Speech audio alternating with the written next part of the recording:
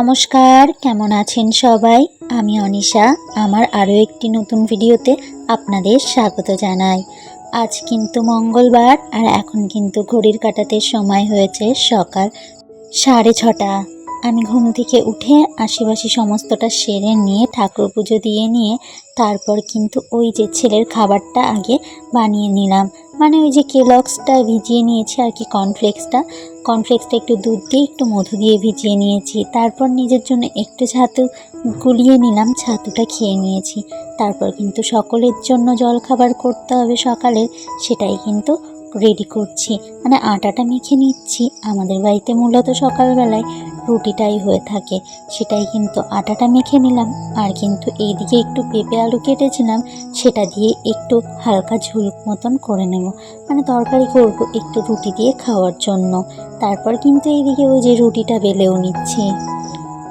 এই সাইডে তরকারিটা বসিয়ে তারপর কিন্তু এই পাশে তাওয়া বসিয়েছি। আমি কিন্তু মূলত এই যে উনানেই করে থাকি। আমাদের কিন্তু গ্যাসও আছে, কিন্তু মূলত আমরা উনানেই রান্নাবান্না করে থাকি।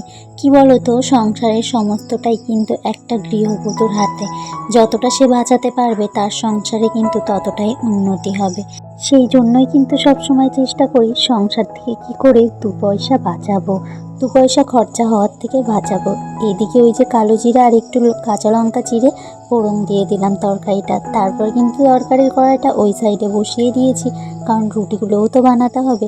সকলের কিন্তু খাবার টাইমটাও হয়ে যাচ্ছে, সেই কারণে কিন্তু তাড়াহুড়ো করে এই সাইডে আবার তাওয়াটা দিয়ে রুটিগুলো বানিয়ে নিচ্ছি। আর এইদিকে দেখো আমার তরকারিটাও হয়ে গেছে, আর এইদিকে রুটিটাও কিন্তু কমপ্লিট। তারপর কিন্তু খাবারগুলো নিয়ে চলে এসেছি ঘরে এসে ওই যে তোমার একটুখানি রুটি মানে সবাইকে খেতে দিয়ে দিচ্ছি। আমার শ্বশুর মশাই বাপিকে খেতে দিয়ে দিলাম। আর আমাদের বাড়িতে এসছে আমার দিদা শাশুড়ি, মানে ওনার হাত ভেঙে গেছে, তাই কিন্তু আমার শাশুড়ি মা গিয়ে ওনাকে নিয়ে এসছেন।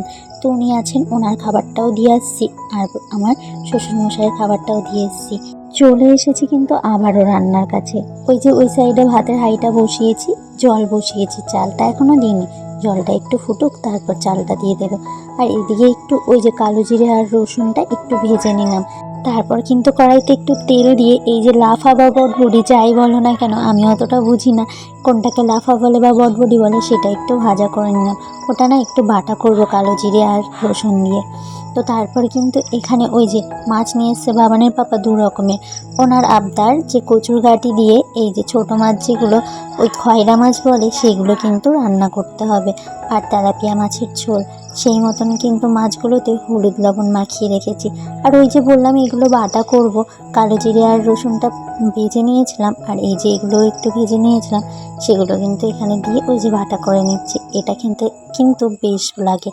তোমরা একবার ট্রাই করে দেখতেই পারো, অবশ্যই ট্রাই করে দেখতে পারো। আমার কিন্তু বেশ ভালো লেগেছে। তবে এই আইডিয়াটা পুরোপুরি আমার শাশুড়ি মায়ের, মানে মায়ের আইডিয়া। উনি আমাকে বললেন এটা একটু করো, কারণ আমাদের তো দোকান আছে, দোকানে অনেক সবজি নষ্ট হয়। তো এগুলো না একটু হলুদ হলুদ মতন হয়ে যাচ্ছিলো, আর সেগুলো তো আর বিক্রিও হবে না, আর নষ্ট হবে। সেই কারণেই কিন্তু ওইগুলো একটু ওইভাবে বাটা করে নিলাম।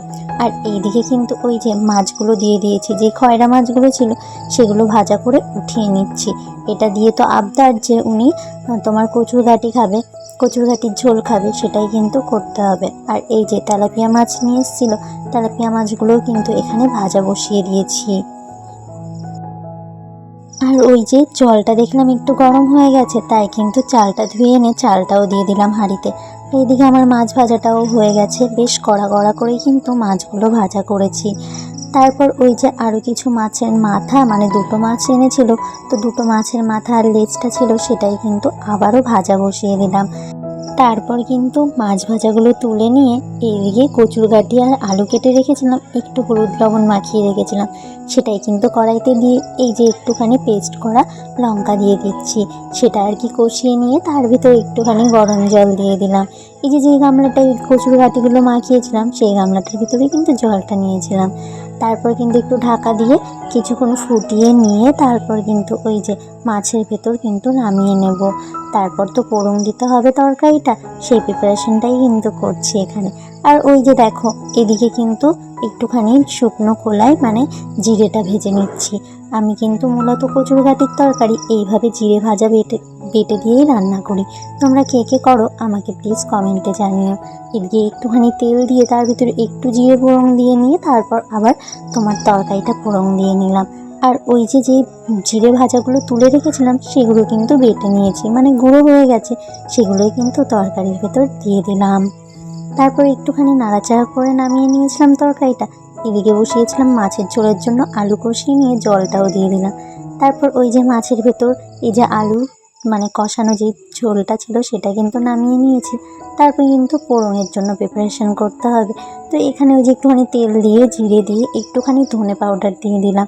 কি জানো তো, আমাদের দোকানে না গোটা ধনেটা শেষ হয়ে গেছে আর ঘরেও শেষ হয়ে গেছে, সেই কারণে কিন্তু এই কটা দিন আর কি ওই যে ধনে পাউডারটা দিয়েই কিন্তু মাছের ঝোলটা করা হচ্ছে। আর এইদিকে ওই যে একটুখানি রসুন কাঁচা লঙ্কা আর ওই যে কিছুটা লঙ্কা পেস্ট দিয়ে তারপর কিন্তু কচু শাকটা বসিয়ে দিলাম। তারপর এইদিকে চলে এসেছি, ওই যে বাসনগুলো মেজে নিচ্ছি। ওইটা বসিয়ে দিয়েই কিন্তু এগুলো বাসনটা মাজতে এসেছি। কি বলো তো, ওইখানে যদি আমি এখন বসে থাকি রান্নার কাছে, তো কাঠের জাল তো অনেকটা টাইম ধরে উনানটা জ্বলছে, সেই কারণে অনেকটাই আগুন আছে, তাই কিন্তু আর বসে কাঠ জাল দেওয়ার কোনো প্রয়োজন নেই।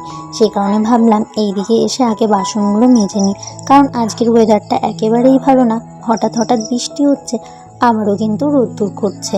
আর ওইদিকে আমার জামা কাপড়গুলো জানো তো ভিজিয়ে রেখেছি, রান্না করতে আসার আগে একটু গরম জল করে নিয়ে জামা কাপড়গুলো ভিজিয়ে রেখে এসেছিলাম।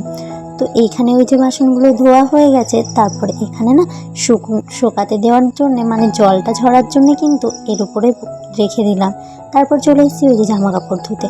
যেরকম বলেছিলাম জামা কাপড়গুলো ভিজানো ছিল, ওই যে কালকে দেখতেই পেয়েছো বেডশিটগুলো নামিয়েছিলাম, বেডশিট তারপর পিলো কভার যেগুলো চেঞ্জ করা হয়েছিল সেগুলোই কিন্তু কেচে নিয়েছি। আর এই যে বাবানের পাপার কিছু টি শার্ট ছিল আর বাবানের তো জামা প্যান্ট হতেই থাকে, সেগুলোই কিন্তু ভালো করে কেচে নিয়েছি।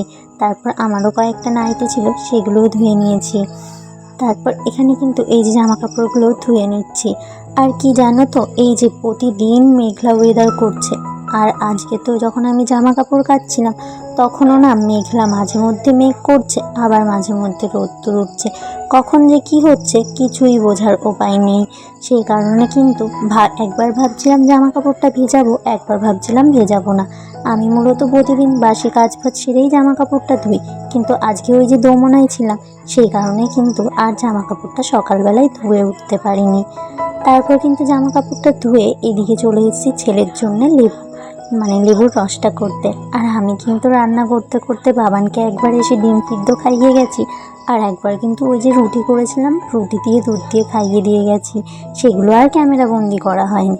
আর এখানে দেখতে পাচ্ছ এই যে বাবানের জন্য লোশন নিয়ে এসছে আর কিন্তু শ্যাম্পু নিয়ে এসছে, সঙ্গে আমার জন্য একটা ফিয়ামা জেল নিয়ে এসছে, বডি ওয়াশ আর কি।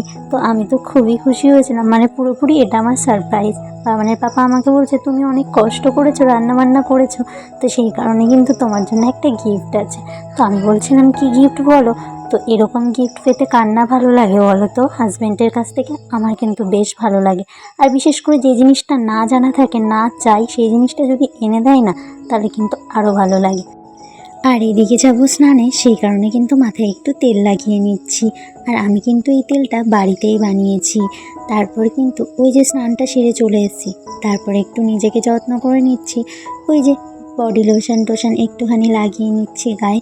কি বলো তো, সারাদিন পর তো এই টাইমটা একটু আমরা টাইম দিতে পারি, তাই কিন্তু বেশ ভালো লাগে আয়নার সামনে নিজেকে দাঁড় করিয়ে একটু গোছাতে। তারপর কিন্তু ওই যে খেতে বসার টাইম হয়ে গেছে, বাবানের পাপা দোকান বন্ধ করে স্নান সেরে চলে এসছে ঘরে। তার ভিতর আমি ওর ভাতটা বেড়ে নিয়েছি, আর ওইদিকে ও জলগুলো ভরছিল, মানে গ্লাসে জলগুলো ভরছিল। এখন কিন্তু অনেকটা সময় পেরিয়ে গেছে, আর এখন জানো তো বাজে ওই যে 6:30। তারপর এই যে বাবানের পাপা দেখলাম বাবানের জন্য একটা আইসক্রিম নিয়ে এসছে, আমার জন্য মানে বাড়ির সকলের জন্য একটু মোমো নিয়ে এসছে, আর দেখতে পারলে একটা দুধের প্যাকেট। তো ওই দুধটা বাবানের জন্য নিয়ে আসা হয়েছে, কারণ আমাদের গরুতে না দুধ দেওয়া বন্ধ করে দিয়েছে। আর হ্যাঁ, তোমাদের যদি আমার ভিডিও ভালো লেগে থাকে অবশ্যই একটা লাইক করতে পারো, কমেন্ট করতে পারো, শেয়ার করতে পারো, আর ইচ্ছে হলে আমার চ্যানেলটা সাবস্ক্রাইব করে রাখতে পারো। Thank you. তবে আজকে আসি, দেখা হবে আবারও নতুন কোনো ভিডিওর সঙ্গে, নতুন কোনো সকালে। ততক্ষণ তোমরা সকলে সুস্থ থেকো, সাবধানে থেকো।